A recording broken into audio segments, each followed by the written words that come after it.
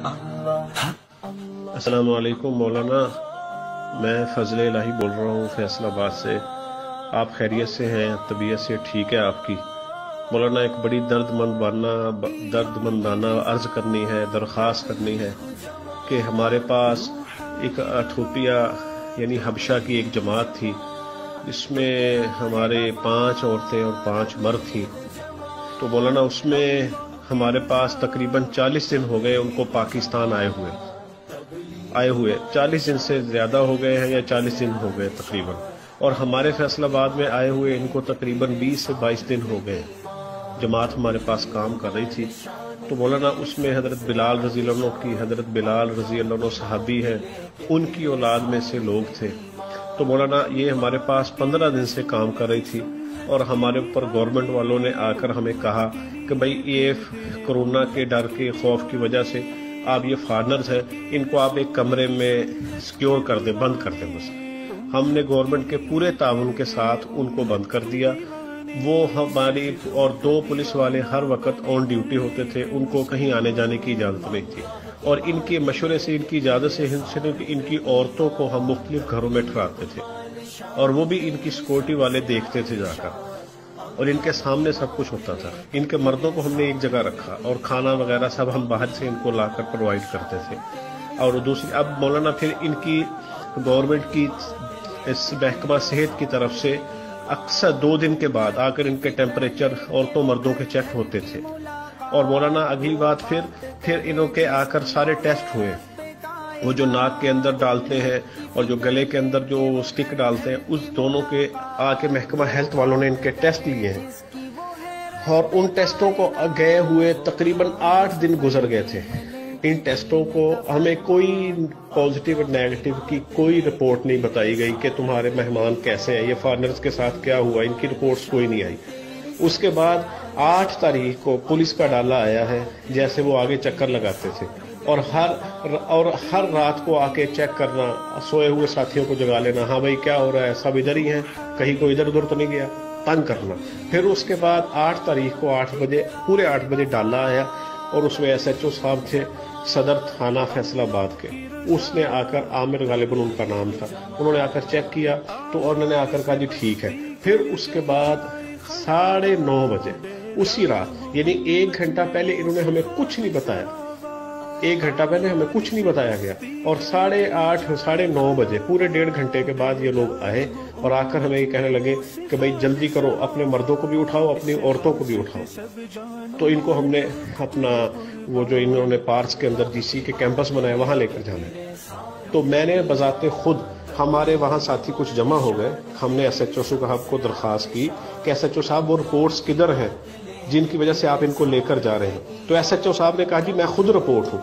मैंने कहा आपके पास कोई ऑर्डर है DCO के, या कोई बड़े लेवल के ऑर्डर हैं आपके पास, CPO साहब के कोई ऑर्डर हो, कोई DCO साहब के ऑर्डर हो? तो उन्होंने कहा जी मैं खुद ऑर्डर हूँ। तो उन्होंने हमें कोई ऑर्डर नहीं दिखाया, ना महकमा सेहत की तरफ से कोई, ना कि रिपोर्ट्स दिखाई गई, और इन्होंने कहा जी हमने इनको लेकर जाना है। हमने उनको कहा भाई इस तरह हम नहीं भेजेंगे। उन्होंने कहा नहीं, हम लेकर जाएंगे, हमें 5000 नफरी भी बुलानी पड़ी तो हम यहाँ पर धूम मचा देंगे, लेकिन हम इनको लेकर जाएंगे। तो मौलाना, 8 तारीख के रात 10:30 मुबाइसे को 10:30 हो गए, 10:30, 1 घंटा गुजर गया।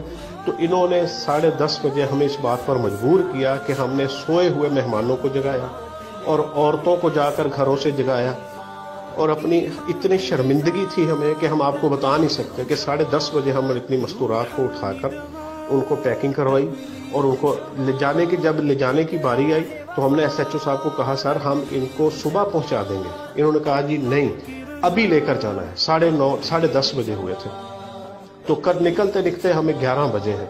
तो SHO साहब ने 2 1122 एम्बुलेंस मंगवाई हैं, और बकौल SHO साहब के कि ये प्रोटोकॉल के लिए आई हैं, और जिसमें मेरे बिलाल, सैयदना सरदार सैयदना बिलाल की बेटियों को, बहनों को बिठाकर प्रोटोकॉल, अगर सर इसमें दिया जा रहा है मौलाना, अगर एम्बुलेंस में उनको प्रोटोकॉल दिया जा रहा है, तो मैं कहता हूं अल्लाह मेरी बेटियों को, और जो लोग ये सुनेंगे उन सब की माओ बेटियों को अल्लाह ये प्रोटोकॉल, अल्लाह ना करे ये प्रोटोकॉल दिया जाए जो हमारी सैयदना बिलाल की बेटियों को उन्होंने रात को 11 बजे दिया है।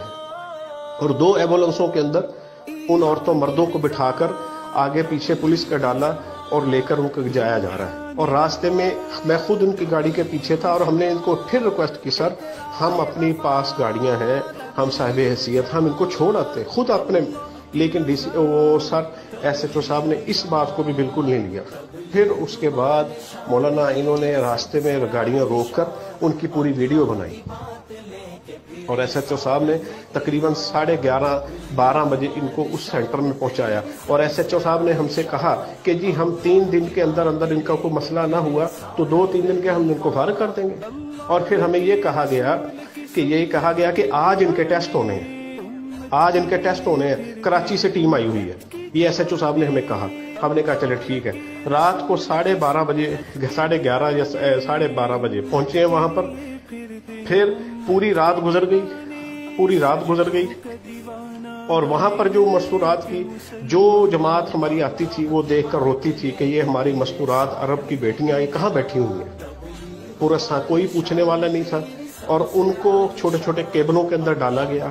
اور جہاں پر مستورات کے واش روم تھے وہیں اب بھی گواہ ہوں اس بات کا، آپ جا کر وہاں پوچھ سکتے ہیں، جہاں مستورات کے واش روم ہے وہیں مردوں کے واش روم ہے. ہماری صحابہ کی بیٹیاں وہ مستورات انہی واش روموں کو استعمال کر رہی ہیں جہاں پر ہمارے لوگ وہاں پر استعمال کر رہے ہیں، جو ہمارے جینٹس استعمال کر رہے ہیں، ہمارے مرد اس کو استعمال کر رہے ہیں. پھر اس کے بعد مولانا آپ سے ریکویسٹ کرتا ہوں کہ آج 10-11 تاریخ ہو گئی ہے،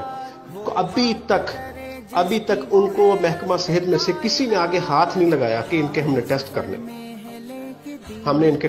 کوئی نہیں ٹیسٹ کیا. آ کے آج تاریخ کی رات کو انہوں نے شور مچایا تھا کہ جی ٹیسٹ ہونے جلدی کرو. حالانکہ ان کے ٹیسٹ ہوئے کو 8 دن گزر گئے تھے اور رپورٹس بھی ہمارے پاس کوئی نہیں. ایک آدمی کو میں تو یوں کہوں گا کہ جان بوجھ کر پازیٹیو کہا گیا اور اس پازیٹیو والے کی عرب کی ابھی تک رپورٹ ہمیں شو نہیں کی گئی. اور جو رپورٹ والے ہیں انہوں نے ہمیں کہا کہ ہمیں رپورٹ شو کرنے کا آرڈر نہیں ہے.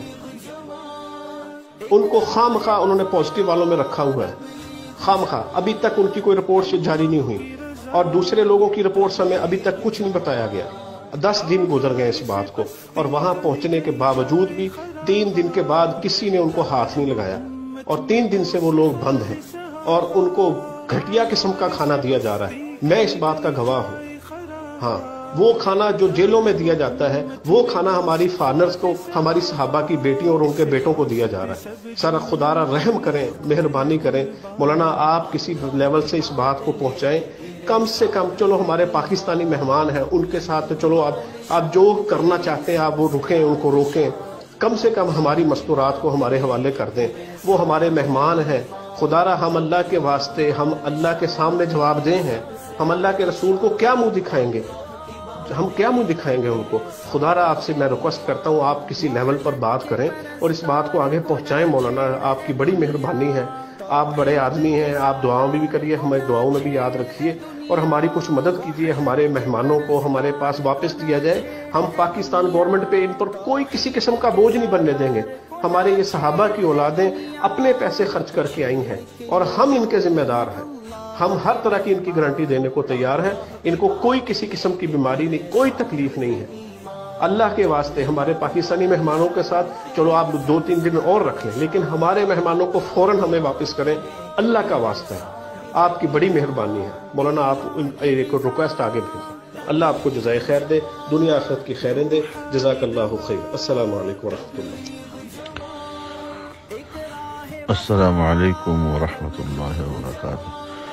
جناب فضل الہی صاحب، میں نے ابھی آپ کا میسج سنا ہے اور میں فوری طور پر اوپر کے لوگوں سے بات کرتا ہوں جہاں تک میری رسائی ہو سکتی ہے. انشاءاللہ العزیز کوئی نتیجہ نکالتے ہیں. آپ دعا فرمائیں، ہم انشاءاللہ آپ کے قدم بقدم ساتھ ہوں گے انشاءاللہ العزیز. اگر آپ مجھے ذرا اپنا مزید بھی تعارف کرا دیں تاکہ اگر میں اپنی جماعت کے ذمہ داروں سے کہوں کہ وہ آپ سے رابطہ کر لیں. ورنہ آپ کا نمبر میرے پاس آ گیا ہے، میں یہ نمبر پھر اپنے کچھ دوستوں کو دینا چاہوں گا جو آپ تک رسائی کریں گے اور ان مہمانوں کی خدمت کے لیے آپ سے جو تعاون بھی کریں گے اور ہمارے لیے بھی یہ کام باعث ثواب ہوگا. اللہ ताला आपकी मदद फरमाए। अस्सलाम वालेकुम रहमतुल्लाह। अस्सलाम वालेकुम मौलाना, आपका बहुत बहुत शुक्रिया मौलाना, आप हमारे सरों के ताज हैं। अल्लाह आपको दुनिया आखिरत की खैरें दे और आपको बहुत ज़्यादा बुलंदियां दे, और हमारे जितने भी अहबाब दीन की मेहनत में जिस जिस शक्लों में लगे हुए हैं उन सब की अल्लाह हिफाजत भी करे, उन सबको अल्लाह बहुत जज़ाए खैर दे। मौलाना आप, मैं तो आम सा आदमी हूँ, मेरे तारुफ की आपको कोई ज़रूरत नहीं है, मैं तो एक आम सा मुलाजिम सा आदमी हूँ। तो मौलाना बस वो आपसे दरख्वास्त ये करनी है कि गवर्नमेंट ने हमसे हमारे साथ आपकी बात से बड़ा ताउन फरमाया है, जो हम चाह रहे थे वो गवर्नमेंट काफ़ी ताउन कर रही है। ये सारी गवर्नमेंट वालों को अल्लाह बहुत जज़ाए खैर दे, हम इनके शुक्रगुजार हैं। इन लोगों ने हमारे साथ बड़ा ताउन किया है। बाकी मज़ीद हमारे साथ बस इनकी मोहब्बत यही है कि वो हमारे मेहमानों के साथ, खासकर जो हमारी फानर्स की जमातें आई हुई हैं, उनके साथ इकराम वाला मामला करें, और जितने भी लोग अल्लाह के रास्ते में चल रहे हैं उन सब का इकराम करें, क्योंकि इनका मेहमान, इनका इकराम यकीनन अल्लाह का इकराम, और इनका इकराम यकीनन अल्लाह के नबी का इकराम है, और जिन्होंने अल्लाह उसके रसूल की हया की, अल्लाह उनका ज़रूर इकराम करेंगे। इसलिए हमारी सबकी, हमारे पाकिस्तान वालों की, दुनिया आखिरत की सबकी खैरें इसमें छुपी हुई हैं कि हम अल्लाह उसके रसूलों का, मेहमानों का इकराम इसलिए ना करें कि ये मेहमान है, इसलिए करें कि ये अल्लाह के मेहमान हैं, अल्लाह के रसूल के मेहमान हैं। अगर कोई मज़ीद कोई होगी बात तो फिर मैं आपसे इंशाल्लाह अर्ज़ करूँगा। अभी आपके कहने पर गवर्नमेंट ने हमारे साथ बहुत ताउन किया, अल्लाह आपसे बहुत राज़ी हो। आप अपनी ख़ास दुआओं में हमें, ख़ास वक़्त की ख़ास दुआओं में हमें याद रखिएगा। जज़ाकल्लाहु खैरा।